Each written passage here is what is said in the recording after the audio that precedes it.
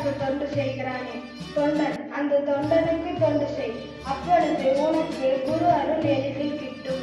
அன்னையின் அருள்வாக்கு. Happy birthday Bangaramma. We love Pangaram.